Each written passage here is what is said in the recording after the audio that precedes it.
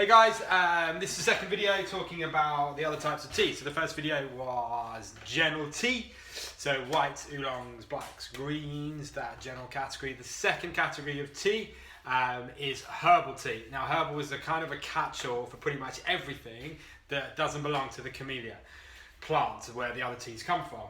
Some people divide it up and have fruit teas as well, but we kind of lumped them all together as herbal teas.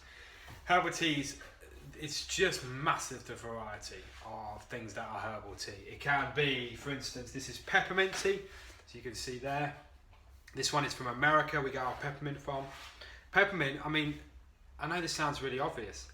It's just peppermint leaves. I don't know if you can see the kind of detail of that. It's crushed peppermint leaves steeped in water.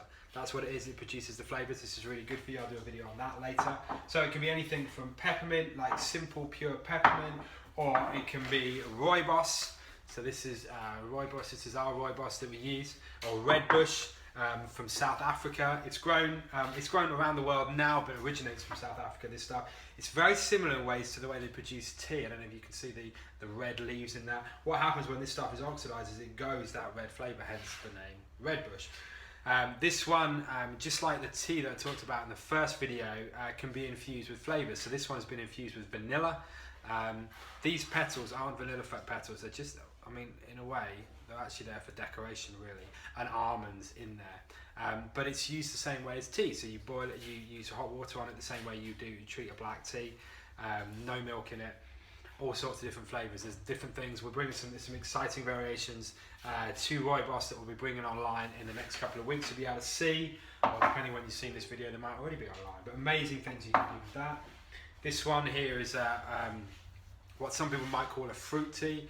This is our spicy apple tea, which has got everything. It's apple in it, it's got black pepper in it. It's literally the variety of herbal teas that you can produce are massive. And the different blends, it's all about blending the tea and adding the kind of flavours that you want. So when people say herbal tea, this is what we're talking about. It is a massive range of flavours from all over the world, whether it's America or Africa or South Africa or wherever it is. So that's herbal teas. The reason they're called teas is because they're made pretty much the same way as the Camellia sinensis teas, the greens, the blacks that we use. So that's herbal teas, and we'll do a video on each one of those, but that gives